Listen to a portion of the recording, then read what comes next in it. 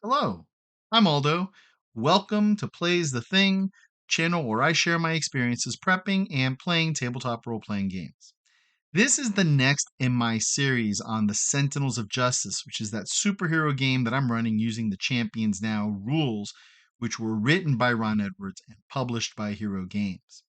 The last time I made one of these videos, I shared with you the gift that my players gave me in the form of their three corner sheets, which is the worksheet that one uses to brainstorm a basic character concept in Champions Now. You can watch a previous video for that. Today, what I'm going to be showing you is the end result of those three corner sheets in the form of the hero sheets that the players will actually use to play Champions Now. Now, there is an intermediary step between three corner sheet and hero sheet, and that is the build sheet, where one does all of the math and all of the work of allocating points and tallying up modifiers and all of that sort of thing, right? But I'm not going to bore you with having you watch me do data entry and build each one of these characters. However, if you're interested in how that looks and you're interested in the hero calculator, I have a whole playlist dedicated to the hero calculator that you can go and watch. And the show notes to that playlist also has the hero calculator for you to download if it's something that you might want to use for your own Champions Now games. Another thing about build sheets is that in the show notes to this video, I will be including all of the build sheets for the heroes. I will also include the character sheets that I'm going to be displaying in a moment, and maybe a blank character sheet that you could use for your own games if you so desire. So here we go. The first character we will take a look at is Spitfire. And Spitfire, of course, is my friend Jen's character. And let's just take a quick look at her situations. Let's start with that. If you recall, her three corner sheet told us that she had a problem with male supremacy, had a problem with the patriarchy, had a problem with men, you know, uh, dominating women and forcing their will on women's lives, right? So that's reflected here in the sheet. She's got an enrage when men threaten women. And we also see that she has a psychological situation angry about male supremacy, right? Um, so those are things that the psychological situation will lead her to do irrational things, and it can escalate to her actually attacking somebody who has kind of stepped out of line in some sort of way. She's also got the issue that her brothers are hunted. They are five brothers. They are ordinary people who are trying to manipulate her to get her back to Texas and leave the big city where it's not the right place for a girl to be. Um, and she's got a secret identity as a an aspiring actress, dancer, singer, etc. And she's a little bit unlucky, and she's got this reporter guy, this dude who has a beef with her. We're not sure exactly what's up with that yet, but he's trying to ruin her life, and we've determined, I think, that she has something on this reporter has something on Spitfire. But at the point that this character sheet was built, I wasn't exactly sure what was going on there. And now it's starting to come together and play. In terms of her characteristics, she is very quick and agile, dexterous. And she's has a big presence, right? She can project her personality as an actress. It's important for her. She's a little tougher than normal, but basically her characteristics are on the low end for a superhero. Um, but she's reasonably quick and charismatic. It's interesting. She's as lucky as she is unlucky. She has one die in unluck and a die in luck, and that means that she should be a little bit of a chaos agent just by having her presence on the battlefield or wherever else. But if I'm honest, I'm looking at the sheet anew to make this video, and I realize that I forgot about both of those things. I'm still kind of getting used to, the game, and I'm only getting reacquainted with a lot of the variables that have always been part of Champions. And so there are things that are slipping through the cracks a little bit, and luck and unluck are some of those things. So mental note to use them, both of them, in my next session. And then she has a pretty basic set of powers here, right? She's got three different types of blasts. So a regular kind of flame bolt, an explosive fireball that she can throw. But her most powerful attack is her fire breath. And it's interesting. I like the way that she built it because it's a cone effect. You can't vary the effect. She has to project it at the same intensity every single time. And the way that Jen is playing it is because she seems to have a very specific kind of posture and breath control and inhalation that she has to do when she unleashes this attack. And if she doesn't do it just right, she can cause it to kind of like burn out, and she has to kind of regain her composure to kind of like be able to do it again. And so far, it's been very dramatic in play, and I just really like that. It's just such a simple little power, but I don't know, I just like it a lot. And then she can fly, right? So she's got a little bit of fire flight, and there you go. But really, I think this is a character that lives in the situations. Really enjoying her so far. All right, let's jump to the next character, which is Dan's Justicar. Now, if you recall, Justicar is the character that needed 2 3-corner sheets because I intruded a little bit in the character brainstorming process, and we actually needed 2 sheets for him, 2 hero sheets as well for him. But it's not because I intruded so much. At least if I intruded, I think I did it in a helpful way this time. This hero sheet basically represents me just walking Dan through the options and him picking stuff that he thought would be cool on the character sheet, right? So, one of the things about him is that he has an alter ego, which means that, he puts on the helmet and he becomes Justicar. He takes off the helmet, he becomes Dylan Pierce, archaeologist, and archaeology professor. And there is a split personality there, right? Dylan believes that one should consider context when judging a person's actions, and this is something that he regularly kind of states as part of his psychological makeup. He believes in this. um but the goddess Ma'at that possesses him, or at least is with him when he puts on the helmet, is uncompromising in her sense of justice, and that has it manifest in irrational ways. So there's a little bit of a conflict there often when they are inhabiting the same body, and Ma'at seems to have the upper hand. Um, he's got a secret identity. His wife, we didn't have a name for her in this at this point when we were making the character at this point. Turns out her name is Nadia, and she is hunted by a secret society that is murderous, which I'm like, whoa, that's a lot for a DMPC to have hovering over them. And at the time, we didn't know what that secret society is. That secret society is now named the Knights of Apophis, and her name is Nadia Pierce. Um, and other than that, he's got an academic rival that we still need to flesh out.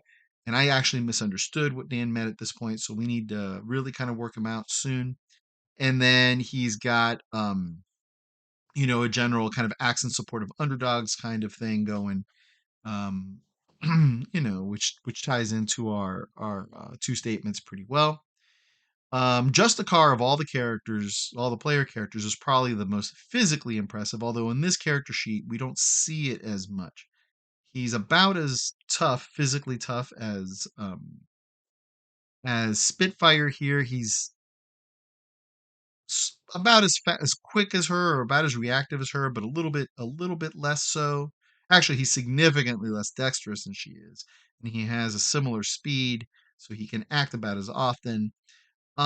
He's got he's definitely physically very strong, can lift the motorcycle over his head without a problem, and he's got a big personality, right? But he's a little bit on, for a physical type, he's a little bit seems a little bit weak for to me here. But I just let Dan continue to pick stuff for the character sheet. to see how it looked, right? So then he wanted him to be a good hand-to-hand combatant. So he took martial arts attacks and moves, which gives him a full suite of martial arts kind of abilities, and then weirdness because Mott can interact with extraplanar beings and everything like on an equal basis and whatnot. And then power-wise, he's got vulture wings that let him fly. He's faster than Spitfire, for example. He's very maneuverable and fast with his wings. And then he's got the no truth ability, which is telepathy. It should be 66 in here, but I didn't write that down. And he can only he can only receive thoughts. He can't send thoughts. So it's a one-way communication. And this was really meant to be kind of his you know, um, lasso of truth, Wonder Woman's lasso of truth kind of thing, where he can, if he can immobilize somebody, he can read their thoughts and get their truth, right? And then he built the mace of Ma'at here with a little bit of a piddly throw, right? A little bit of missile deflection, or actually a lot of missile deflection to be able to do kind of the Thor thing and like, knock away any, or stop any incoming attacks. And then he had a little bit of a force wall that he can make around himself. But again, it's pretty piddly in terms of how effective it is, I think, anyway. 4d6, 4 resistant defense. It's something, but it's hardly like a centerpiece power, right? I thought he was spread a little thin here. Because of this, after other people made their characters, and I kind of confirmed that for myself, I encouraged him to make a few changes, and I explained why, right? Um, Based on my feedback, he increased his body to 13, which now made him the toughest person in the group. He has the highest defense in the group, so he can absorb more damage than anybody else in the group, almost. Um, he's a little bit more dexterous, so he'll be connecting more often with his mace. Took away his martial defense and just stuck to the martial attacks because he's got that mace. We want him to be as effective with that as possible. We earned some points back by getting rid of the defensive maneuvers. And then we use some of the points that we earned from that to do some things to his powers. Basically, we got rid of the piddly powers, right? We are going to let the mace do just the martial punch damage, but we bought an additional kind of bonk attack in the form of a bash attack. It's only 3d6, but it's severe brutal, so it'll bypass the defenses pretty nicely when he strikes.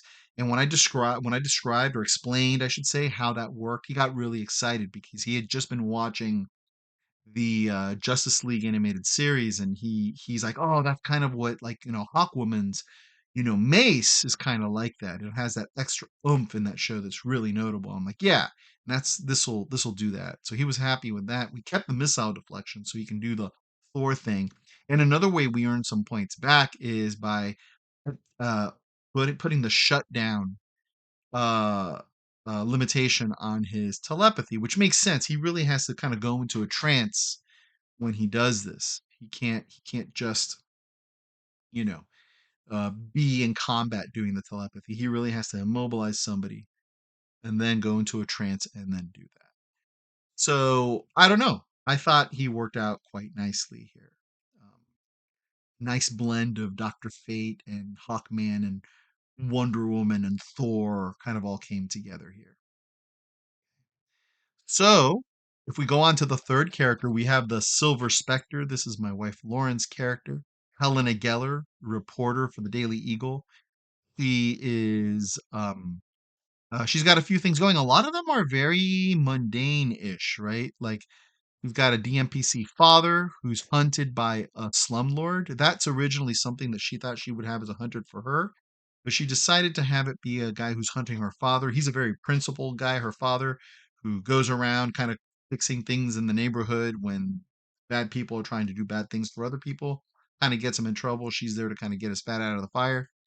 And then she's got a local politician who's manipulative of her, or interested in kind of like using her powers for his own purposes or whatever. But he's not a supervillain or anything like that, right? Um, and she's passionate about social justice for immigrants. She's driven to uncover corruption, right? She wants to get dirt on that politician, but he's a little too slick, right? We've been kind of like playing around with that. But the big thing here in terms of like a hefty hunted is her. She's hunted by the Silver Legion of America, which is a proto fascist, white supremacist, anti Semitic group. She herself is a Jewish immigrant, or the child of Jewish immigrants, and she is hunting them, and they are hunting her, and they're basically at it when the campaign starts. And, and that's the big one. A lot of the other stuff is really cool too, I think, but it's more kind of slice of life kind of stuff that could escalate, of course, into other things.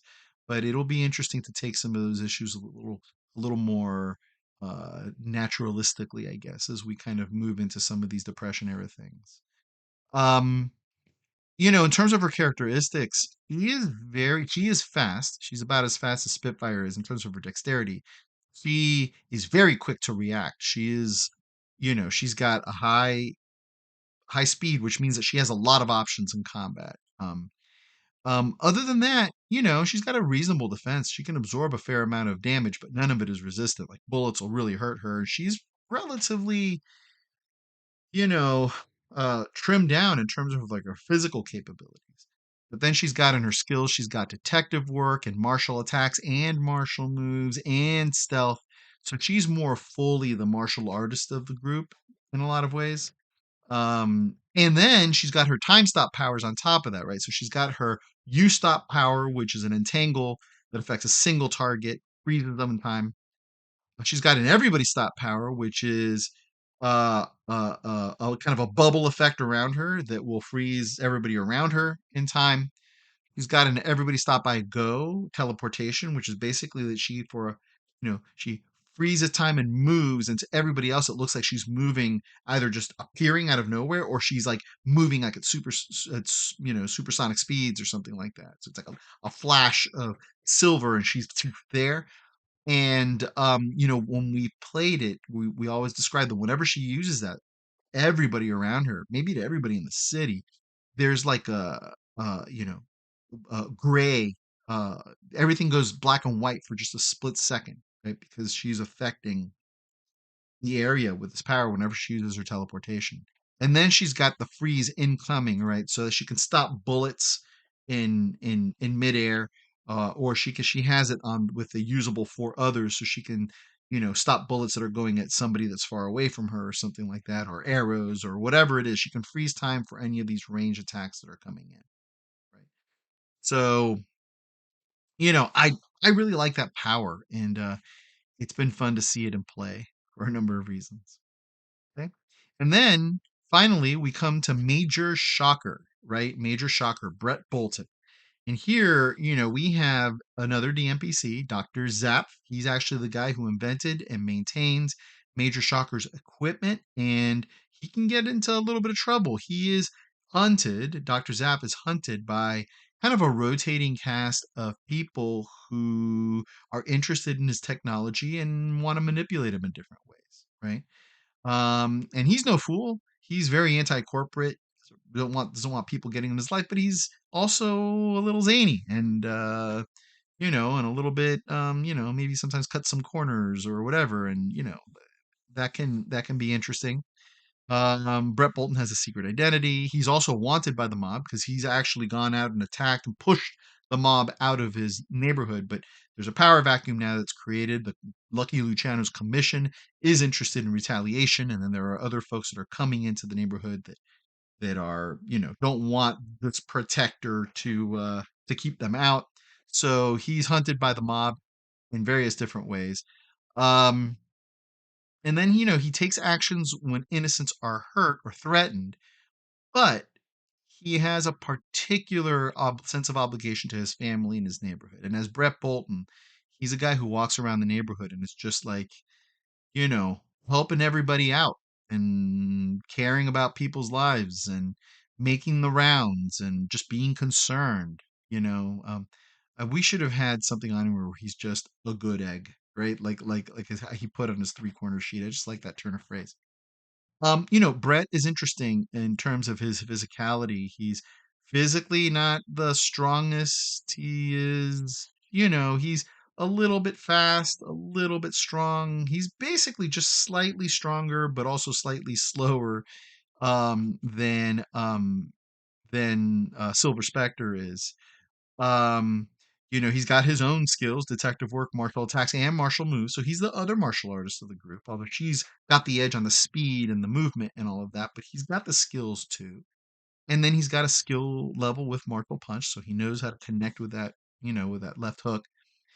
But where he really lives in is with his powers. He's got, and Mike made an interesting choice here. Like he I think he wanted a lightning gun that went straight to core damage.